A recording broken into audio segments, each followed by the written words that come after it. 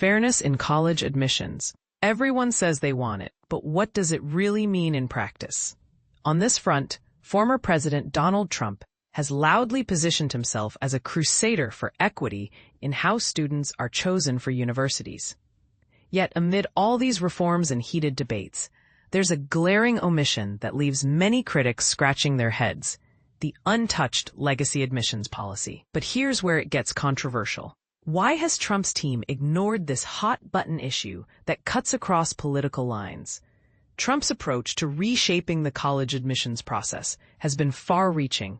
He struck deals with prestigious universities to secure federal funding, pushing for admissions to be driven by merit. However, while many institutions have voluntarily re-examined or even eliminated legacy preferences, which give special treatment to applicants related to alumni or major donors, his administration has left this controversial practice alone. This move surprises advocates who argue that true merit-based selection should start by dismantling legacy priorities. If the Trump administration were genuinely committed to merit, challenging legacy admissions would top their list. By sidestepping it, their claims of upholding meritocracy rings hollow, contends Wesley Wissel, who leads higher education initiatives at New America. Legacy admissions have long been scrutinized by both conservatives and liberals. Calls to abolish them gained momentum after renewed pushes for racial justice in 2020, and especially following the 2023 Supreme Court ruling that banned race-based affirmative action in college admissions. Supporters of reform overwhelmingly argue that legacy privileges overwhelmingly benefit white and wealthier students, with the practice most pronounced in elite private colleges. According to Education Reform Now, around 420 colleges in America still factor legacy status into admissions, although this figure is half of what it was in 2015. Some universities have moved away from using legacy in strict admissions decisions, but continue to award scholarships to students with alumni connections. Interestingly, Trump's public rhetoric on higher education often targets curriculum reform, faculty political leanings, and managing campus protest movements. Nevertheless, he has called for greater transparency in admissions. For example, when restoring federal funding to Brown University and Columbia University, the agreements included the demand for disclosure of admissions data and a more merit-driven selection process. Trump also took steps to improve public access to admissions information. He signed a directive requiring the Department of Education to gather and share admissions statistics in a user-friendly database, ostensibly so parents and students would have clearer insights into college practices.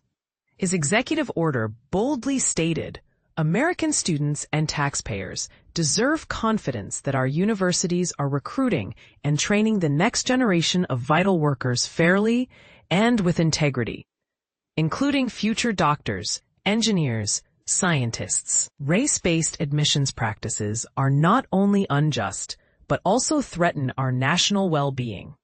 Defenders of merit-based reform say that attacking legacy preferences would also support the administration's broader stances against a rigged system and anti-Semitism. After all, many Jewish applicants historically face disadvantages due to legacy rules. So why hasn't this policy received the same scrutiny? Richard Kohlenberg from the Progressive Policy Institute puts it bluntly. Targeting legacy admissions would align perfectly with Trump's arguments about merit, systemic bias, and fairness for Jewish applicants. Frankly, it's perplexing and arguably hypocritical that nothing has been done. The fact remains that the White House and Department of Education have been silent amid requests for comment.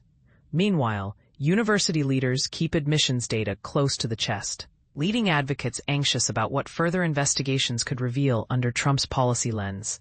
Driven by either public outcry or state legislation, some universities and states have independently moved to curtail legacy admissions. Amherst College eliminated the practice unilaterally. Virginia and Illinois banned it in public universities. California is attempting to do so for private institutions as well. Although bipartisan proposals to scrap legacy admissions countrywide have been introduced in Congress, none have passed yet. despite consistent popular support. But here's the part most people miss. While legacy admissions are widely unpopular, some believe private universities should retain the right to set their own criteria. Proponents argue that legacy students often have a stronger understanding of the campus culture and may integrate better. All Ivy League schools continue legacy admissions, and Stanford University boldly chose to keep the policy, even at the cost of losing eligibility for state grants after defying California's new law. Adam Kissel, an education policy fellow at the Heritage Foundation, defends legacy admissions to a degree. Should private schools be allowed to consider legacy status? That really should be up to them. There are valid reasons. Someone whose parent attended is more likely to understand the school and know if it's the right fit.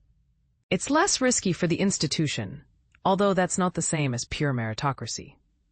So, should legacy admissions be abolished across the board, left to private discretion, or reimagined entirely?